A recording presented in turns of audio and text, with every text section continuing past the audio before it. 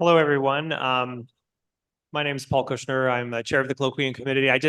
Before we get started today with today's speaker and her introduction, I just wanted to acknowledge this is the last of our colloquia for this year, and we've had a hardworking group organizing this series. So I'm going to thank them by name. Claudio Gradinaro was on the committee this year, as well as Bob Orr, Ziqing Hong, David Curtin, A.W. Pete, Sergio de la Barrera, Arun Paramakanti, Boris Braverman, Hoi Kwang Lo, Bart Ruperda, and Luke Fraser-Leach, who's a graduate student representative, and Joanne Magnay, who helped organize all the logistics. I also want to thank the team working on getting these presentations online and in person for you. So Ty Kern and Lillian Fan, and John Hucker, who all contributed to it. So if you could give everybody a round of applause, that'd be great. Thank you.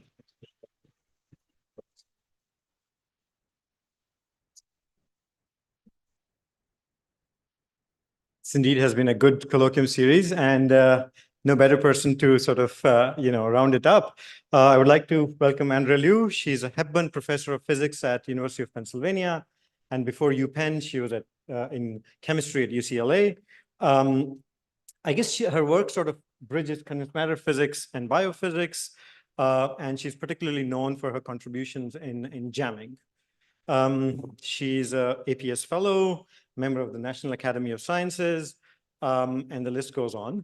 So I think, without further ado, I'll let Andrea take over and present her exciting work.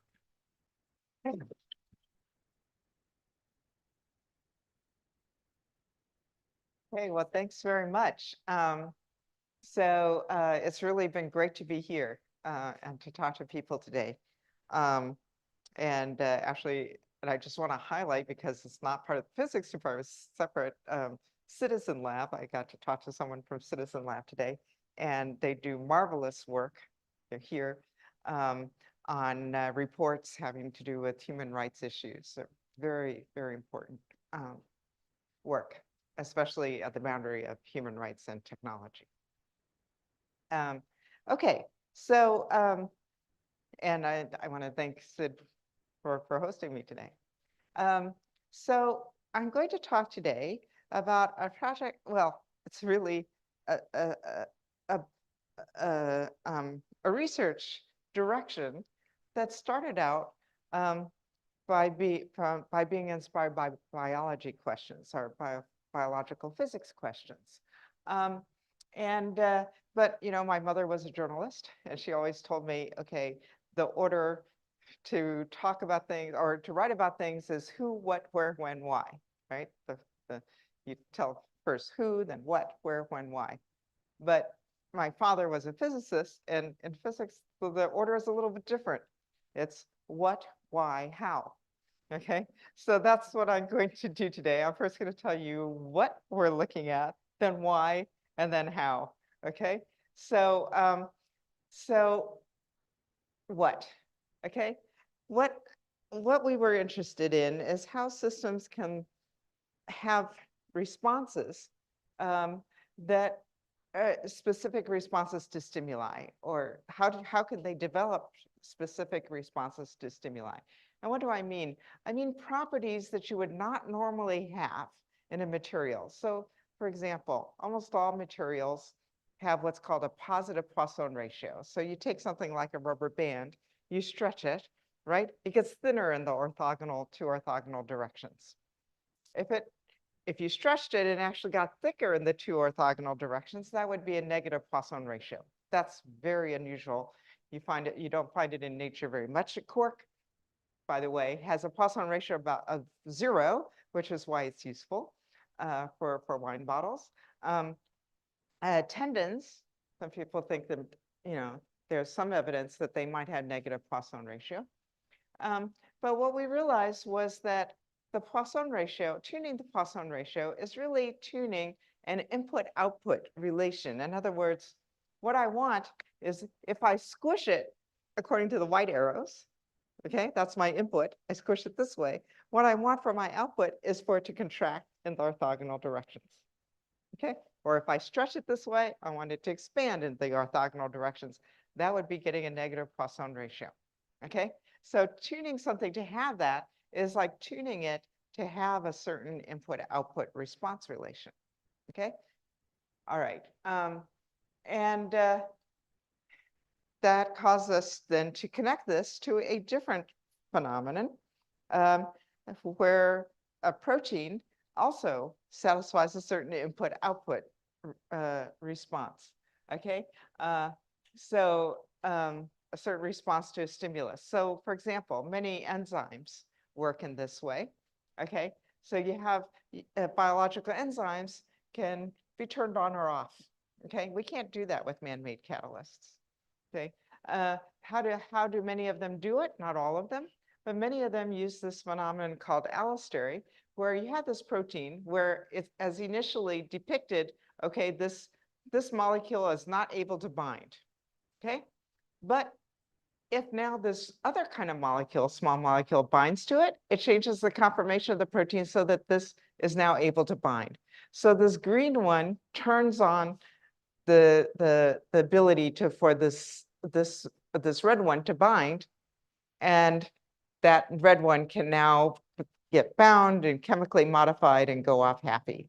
Please feel free to interrupt with questions at any moment if I'm not being clear. Okay, so this is the input that you're applying this, and you want as an output this the conformational change of the protein that allows this thing to bind.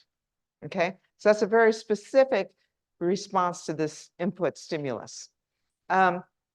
And if we think about it in mechanical terms, what we're doing is by binding here, we're applying some strain to this protein, and it's producing some strain over here. And the interesting thing is that strain over here is comparable to the strain we're applying there. Now, if you say, okay, elasticity is, long range, okay? But in fact, the actual strain response decays quite rapidly, so that for these typical distances, you would say it should decay by 2 to 3 orders of magnitude. Okay, so to have a response here that's of the same magnitude as here is weird. Okay, it's not usual. And how did the protein get that? Well, it evolved, right? It evolved to have this function. Okay, so it somehow evolved to be able to do this. Another system that I was told about by a wonderful young colleague, Eleni Katahori, is the brain vasculature system, the brain vascular system. So the brain actually uses about 1/4 of the oxygen that comes into our bodies, okay? And it uses it to support brain function. So right now, I hope you're listening. I know I'm talking, okay? So my speech cortex needs extra oxygen, and your auditory cortices need extra oxygen. So what the brain vasculature is doing in real time is it's dilating some blood vessels and contracting others to deliver extra blood flow to my speech cortex, to your auditory cortices, okay? So that there's more oxygen there, okay? That's amazing. Ordinary man-made flow networks don't adjust like that, right? And it's not actually really understood how the brain vasculature does it.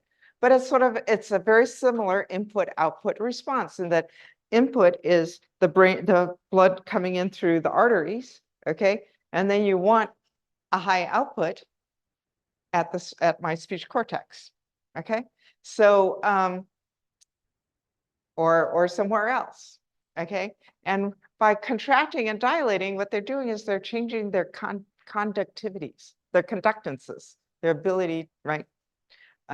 It goes like the 4th power of the diameter. Okay, so turns out that if you're going to solve one problem, you might as well solve both. A mechanical network, okay, has to satisfy that there's force balance on every node, right? No acceleration at every node, or no velocity if it's overdamped. And so in equilibrium, the forces have to be balanced. In a flow network, okay, you have conservation of stuff, or if it's an electrical network, conservation of charge. And so you have Kirchhoff's law, no net current at every node. Okay, that constraint is enforced by minimizing, in the case of the mechanical network, the mechanical energy. In the case of a flow network, the dissipated power. Okay. And in fact, low Reynolds number of flow networks and linear electrical resistor networks are completely identical. You just replace the word pressure by voltage. Okay, current stays current, conductance stays conductance. Okay, yeah, so that's it. All right, so so why are physical systems that can develop these sorts of input-output responses so interesting? Well, you see, these are very hard problems for physics. Why? So for protein allostery, at each point in the sequence, I have a choice of 20 amino acids. That's a degree of freedom. Okay, that's a choice that I have. And that is adjusted. You can say that sequence is adjusted by evolution in order for this protein, of course, to fold, but also to have allostery. Okay. And that amino acid sequence is not random. We could handle random. It's not all the same. We can handle all the same, or blocks that are identical, but they are disordered, but the disordered is correlated by that evolutionary process. Okay. For flow allostery, it's a network of nodes connected by edges, which are the blood vessels, okay, between nodes. There are about 1 million of them. They can have a range of conductances, okay?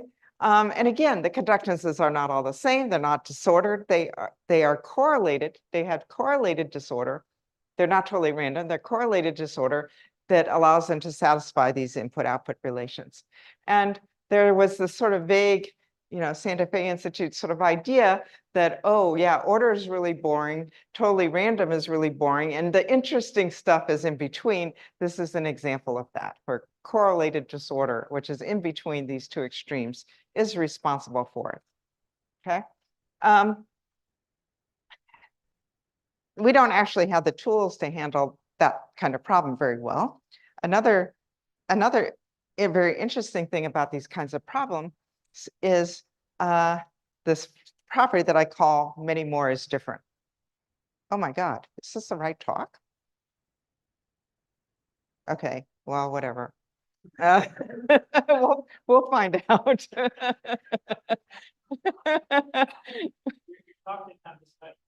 Yeah.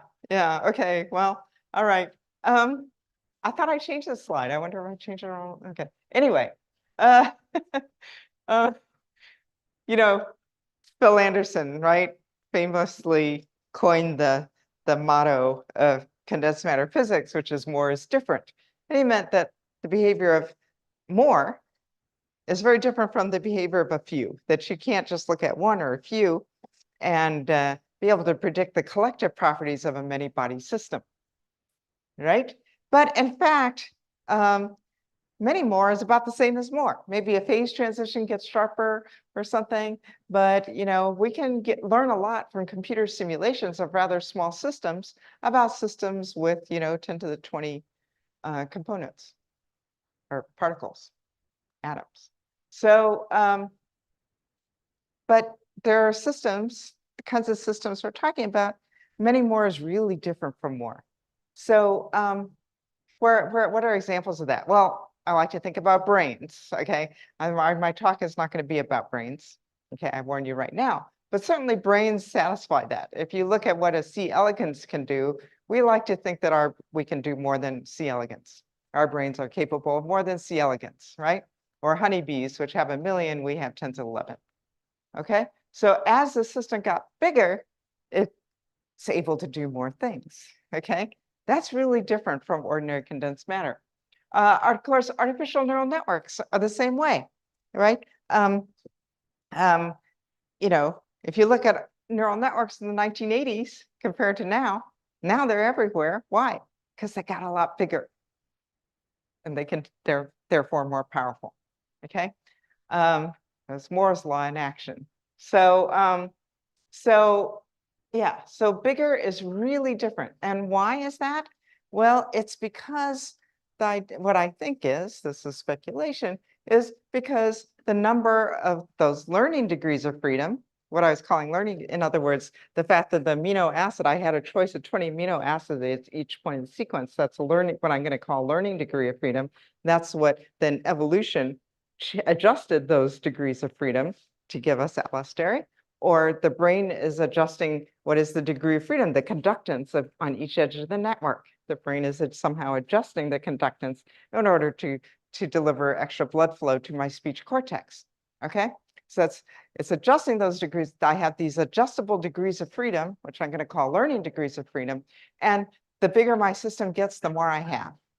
Okay, so I actually think, and I was trying to sit about this today, that this is really foundationally important for theoretical biology, that we need to be able to handle systems that are like that, because biology is full of systems with lots of learning degrees of freedom. And we really need, new statistical physics approaches to handle these kinds of problems. Okay, so as I already said, we have systems that have this artificial neural networks, and they are trained to develop specific input-output relation responses, right? So how do they do it? If we can understand how they do it, then we can understand how to do that in a physical system. Okay, so what's the idea? Well, you give them, for example, pixels of images. Okay, those are inputs. You send it through this network, and you get some outputs, and you want it to tell the difference between a dog and a cat. Okay, so they learn these input-output relation. It's again this hard statistical physics problems, lots and lots of adjustable degrees of freedom. But the big difference between them and what I'm talking about is they're not real. Okay, I want to talk about systems that are potentially real. Okay, that have to obey the laws of physics. And so how can we go from that to understand how to do it in a physical system? Well, how do you do it on the artificial neural network? First, you do what's called the forwards problem. You put in the inputs and you calculate the outputs. And for your initial network, you're not going to get the right answer, right? So what you do is you compare the output that you actually get when you apply the inputs. You compare it to the output that you want. You don't know which is bigger, so you square it, and now you try to bring this to 0 over your training examples. Okay, so you minimize this. How do you minimize it? By changing learning degrees of freedom, okay, which are then, for example, the node weights. Okay, so you change these adjustable parameters in order to bring this to 0. Okay, so you do gradient descent in a very high dimensional space. All right, so let's do that. Okay, let's take that allostery problem, or that mock allostery problem. So I'm going to just take a central force spring network. Okay, apply a source strain. I'm going to call that 1. And then I say I want a target strain that's delta over here. Okay, so what do? Well, I first apply the source and let the target be free. I'm going to call that the free target strain. I'm going to compare that to what I want, delta. Okay, I don't know which is bigger, so I square it. And now I'm going to minimize this with respect to learning degrees of freedom, adjustable parameters, which in this case could be the spring stiffnesses, they could be the equilibrium lengths, they could be the presence or absence of a spring. Okay, all these things are acceptable learning degrees of freedom. They all work. Okay, and then I want to minimize this. But no, I had to take physics into account. Physics says I have to, when I apply the source strain, I have to have force balance at every node. Okay, I have to minimize my energy. Okay, and I do that. I can think of that as a physical cost function. Okay, something that has to be minimized. I have to minimize my energy. And what do I adjust? Physical degrees of freedom in order to minimize that is the positions of the nodes. So imagine I have my node somewhere, all the forces are balanced. Okay, I'm applying this source strain. Now I change the stiffnesses. the forces all changed. The forces at every node is no longer balanced. I have to rebalance the forces at every node. So it becomes a double gradient descent problem that I simultaneously have to descend in the learning landscape, which is the learning cost function, as a function of all the adjustable parameters, okay, in that phase space of the learning degrees of freedom, at the same time that I'm minimizing the physical cost function of the energy with respect to all the physical degrees of freedom, okay, the phase space, configurational phase space, okay?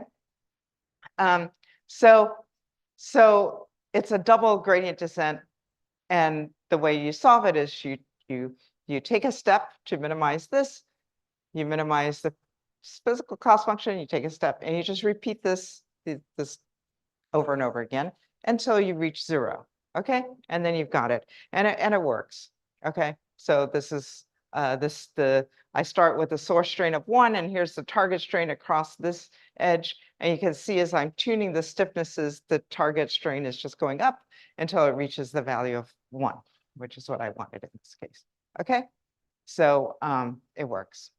And we can do that with a target pressure drop. So here's the brain vasculature, just a network of pipes, right, with different conductances. I put a source pressure drop, and I want a desired pressure drop there. It starts out very small with the generic network, but now as I tune the conductances, I eventually reach the desired pressure drop 0.2. Okay, it'll get there. All right. So we can solve these problems this way. It works. It's great. Except it's very expensive, and I can only do it for small systems, okay? Because both of these, minimizing the physical cost function, the energy or the power with respect to the physical degrees of freedom, and minimizing this learning cost function with respect to learning degrees of freedom, those are both gradient descents in a very high dimensional space, okay? That requires a processor. That's a very complicated calculation. Not only that, I have to know everything about the network in order to be able to do that. I have to know the stiffness of every single spring. I have to know the coordination of every node, right? I have to know where all the edges are. I have to know everything in order to be able to evaluate not only the learning cost function, but also the physical one, okay? Then I need to calculate the gradient descent, and then I have to go in there with little tweezers, okay, and change every edge according to what I want, okay? So you can do that on the computer for a small system, but it's not scalable, and you couldn't do this in the lab, okay? So that led us to think about, can systems learn input-output relations without a processor on their own? And how would they do that? Okay. And we thought, well, somehow the brain's able to do it. Okay. And what's the difference? Well, the difference is that in the brain, right, every neuron does not have to know what every other neuron is doing in order to update itself. It updates itself based on local information. Okay. So that's the difference, right? This is totally the wrong talk. I am sorry. Okay, well, all right. So the brain also does things in analog. These are in digital. Okay, the brain learns in analog, or at least partly in analog. You say spiking is like digital, but okay. As a consequence of all this, the brain is incredibly robust to damage, right? That there are people, because of severe epilepsy, have half of their brains removed, and they can still function like normal people, right? It's very, very robust. People can recover from strokes, depending, right? But there is that ability. And it requires much, much less power, okay? So the energy that it takes now to generate an image, okay, whenever you use DALL-E or something to generate an image, that's enough to run an electric car, typical electric car, 10 miles. Okay, that cost is totally hidden to you, but it's really significant. And it's what? I forgot. 20 times, I think it's, no, more than that. I forgot. It's some big factor of, it's tens of times more than your brain uses in the course of an entire day. And you think of all the things your brain is doing, controlling your, your, um, yeah, all your body functions, as well as solving physics problems and doing research. It's really pretty impressive. Okay. All right. So so we thought, okay, can we just take one step closer to the brain? Just one tiny step by figuring out how to update our learning degrees of freedom with local rules instead of doing global gradient descent. Okay. Oh, that was not good. I always do that. Okay. So, so this is the first thing we did, which is to say, well, maybe the key is if I want to lower the energy of that it costs for the desired response. Okay. If the desired response costs very little energy, that could help. So how do you do that? Well, suppose you do negative Poisson ratio. Remember, I said you want to squeeze this way. I want to get the same response. I wanted to squeeze the same amount in the orthogonal direction. Okay. So let our learning cost function just be the energy of what I'm going to call the clamp state, where the clamp state is I apply not only the source, but the desired output response. So I squeeze the whole square to be smaller. Isotropic compression of this. Okay. In other words, I put on the response that I want, and I'm going to minimize the energy, which the system wants to minimize anyway. I'm going to minimize this with respect to learning degrees of freedom.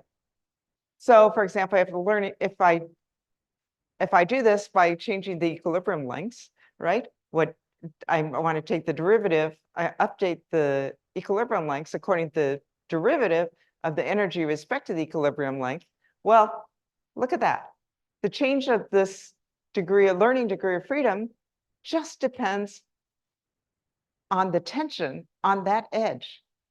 I don't need to know what all the edges are doing. I just want to lower the tension on this edge. Okay, if my spring is stretched out, I want to make the equilibrium length longer. If it's compressed, I want to make it shorter. Okay. That's a local rule. I didn't need to know what all this other springs are doing. Of course, what all the other springs are doing is important because I had to satisfy force balance at every node. So what this spring is doing is connected to everything else, but I'm blind to it. All I need to know is the tension across myself and update myself according to that. So that's great. I just apply boundary conditions. Okay. And this thing can do it. All right. And that worked. Okay. This is just totally the wrong talk. I'm sorry. I don't know what I did. I think I uploaded the wrong. I don't know how I did that. It's okay. It's okay. That's all right. But okay, I was going to show you a picture of a system, okay, that actually did that. So Nidhi Pashin made these in the lab. Okay, she made a network out of solid foam, put it in a frame that was too small, heated it up, okay, took it out, and it had a negative Poisson ratio. Developed negative Poisson. So it actually worked, okay? But we were never, I just, sorry, I jumped ahead, sorry. Doing this on the computer though, it's still not scalable. I replaced my gradient descent on the learning cost function with this directed aging local rule, okay? But I still have to balance the force on every node at every step. And that's expensive. And that has to be done on the computer. And you think, aha, but if I did it in real life, okay, physics would do it for me. I wouldn't have to lift a finger. The force on every node would come out balanced. Okay, so that's the magic of it. You have to do it in the lab, not on the computer. Okay, and so this is, and she did it, right? So she took it, she put it in a frame that was too small. So that's compressing in this direction and that direction. Okay, she took it out, it had a negative Poisson ratio, worked. Okay. Okay. But in fact, it didn't yield, it should have yielded a Poisson ratio of -1, and it wasn't -1. Okay. The other thing is we've never succeeded in getting allostery this way. Okay. Why not? Well, the reason why, it turns out, is because the learning cost function should not be minimizing the energy in the clamp state. What should it be? Okay. So here is, oh, by the way, though, directed aging has recently been used. There's a recent article where they used exactly directed aging, and they call it prospective configuration. And they used it on neural networks, and things converge faster, and sometimes with better accuracy compared to backpropagation, gradient descent, global gradient descent. So it's not so bad, okay? But it didn't work for us for allostery, so we weren't satisfied with it. And we kept going, okay? So this was what we realized. This is really nice work by my postdoc, Naki Stern. So our original cost function, remember, was we want to take the free response, in other words, apply the source, let the target be free to be what it wants, to do what it wants, okay? And we want to compare that free response to the desired response, and then we have to square it. We're going to replace that. We're not, instead of minimizing this, we'll minimize what we call the contrastive function. Remember, the system wants to minimize the energy. So we'll minimize the energy in the clamp state minus the free. Okay, and the idea is that if we do this edge by edge, each edge's contribution to the clamped energy and to the free energy, we want them to bring them to be the same.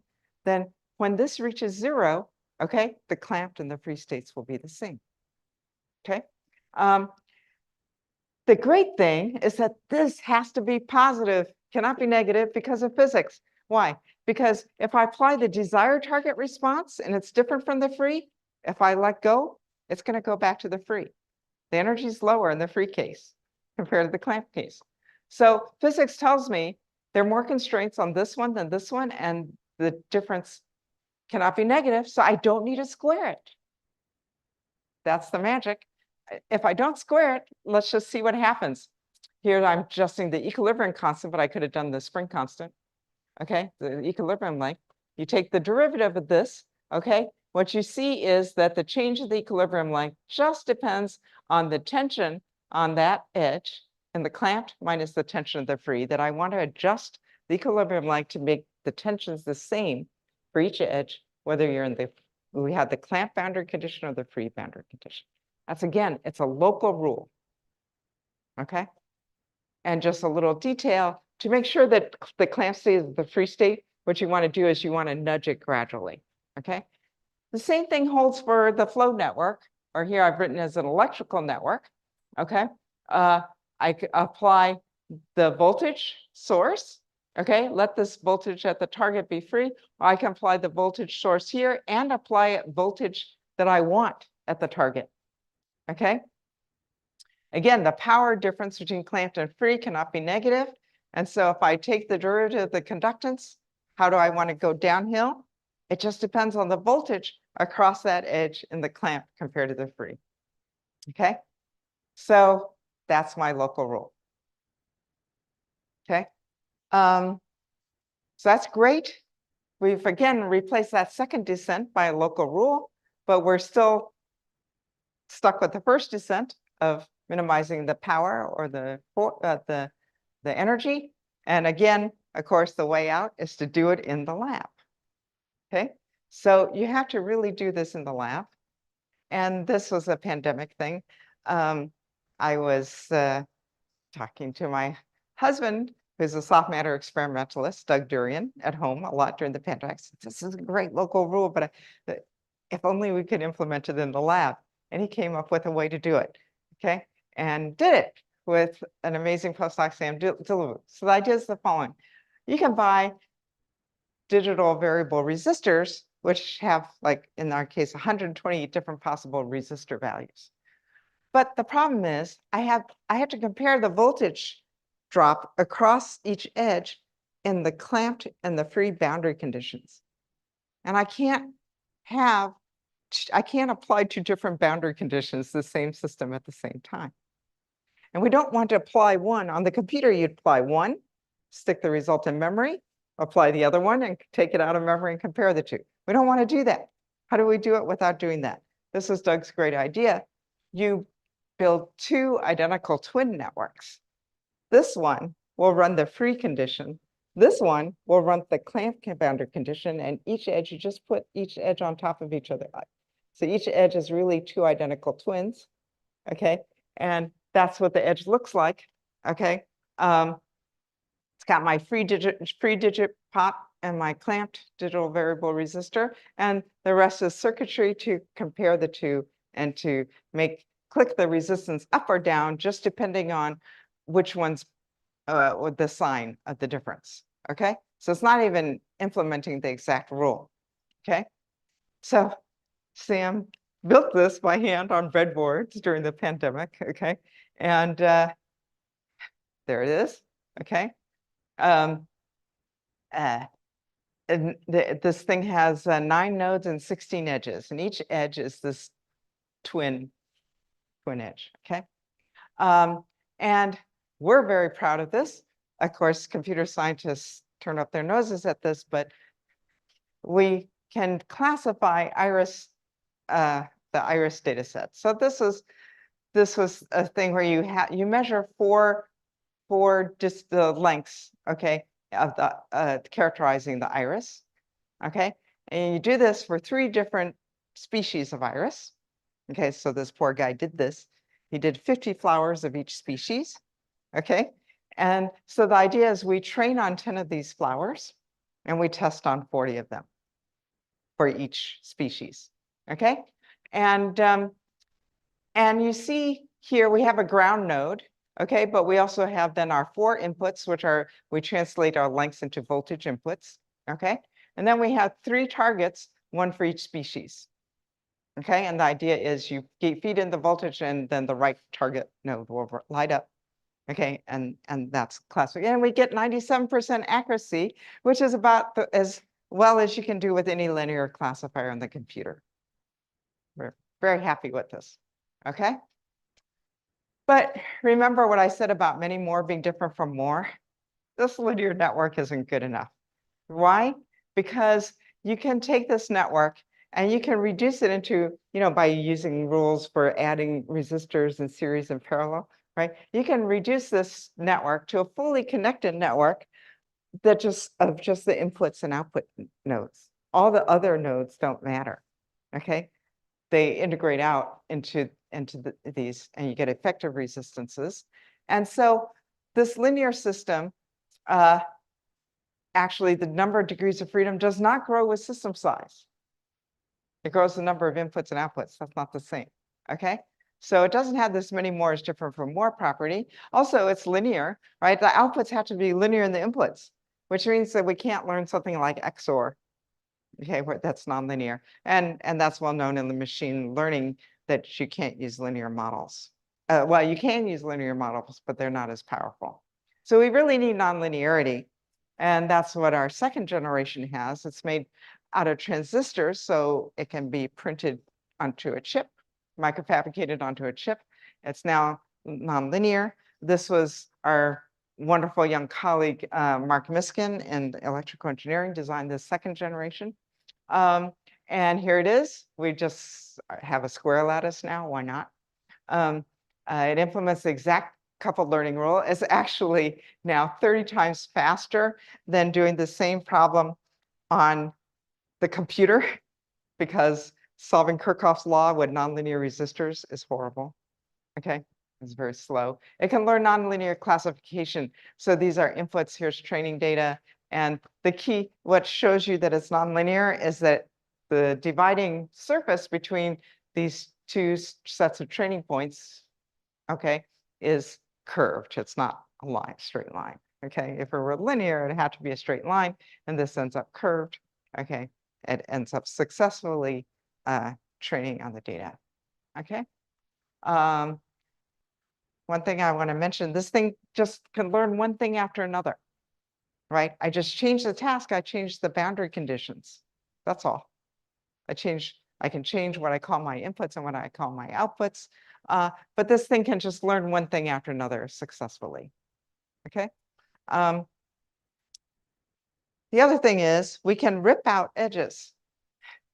So in that, yeah, in that first generation, it learned the thing. We ripped out an edge, the arrow went up, but then it went back down. It learned around that missing edge. Rip out another edge, arrow goes up, goes back down. Okay, so it can learn around defects. And that's really important for manufacturability, because you want, you're always going to have manufacturing errors, and you don't want to have to correct it for it. This system just learns around it. In fact, Sam found that these networks were just hell to debug because they always worked.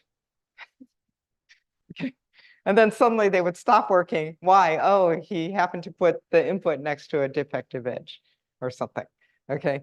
But he wouldn't have even guessed that that edge had a problem until then. So, so our next step, even at this level, our second generation, we haven't optimized anything, and it's on a breadboard, okay, which really has a large capacitance associated with it.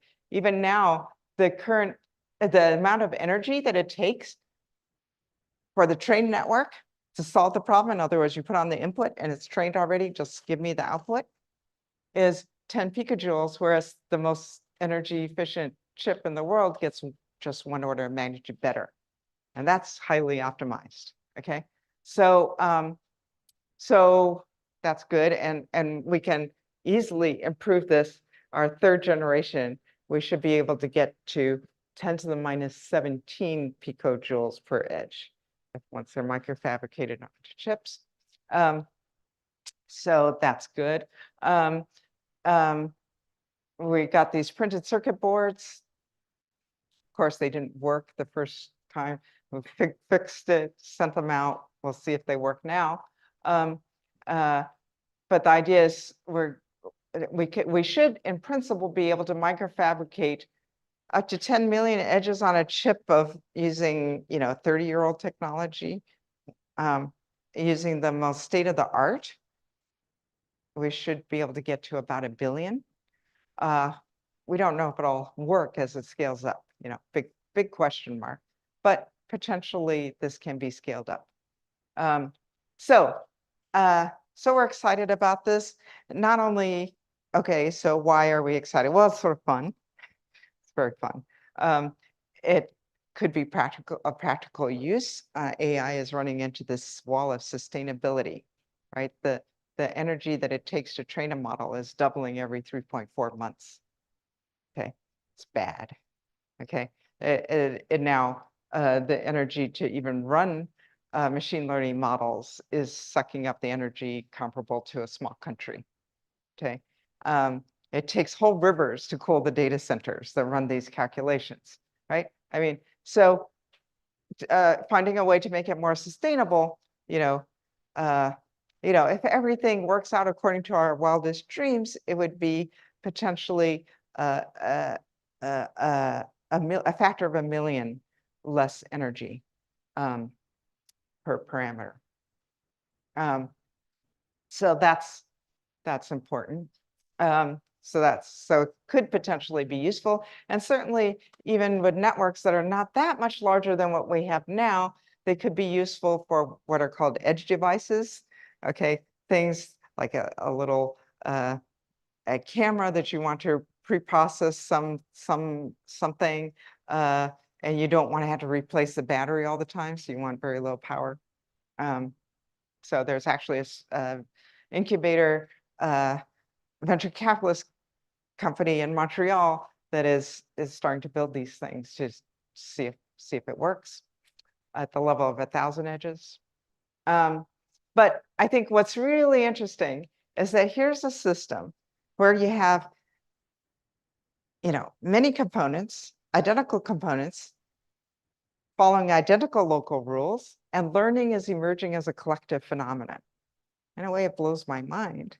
Okay, but it's so cool to see, how does it do that? Okay, how are these microscopic changes of the conductance of each edge leading to collective learning? Okay, so we were doing a lot of work on that, trying to understand that. Thanks for listening. These are the people who actually did the work. And as opposed to I just talk. But I really want to especially highlight that these people's work I focused on today. Thanks.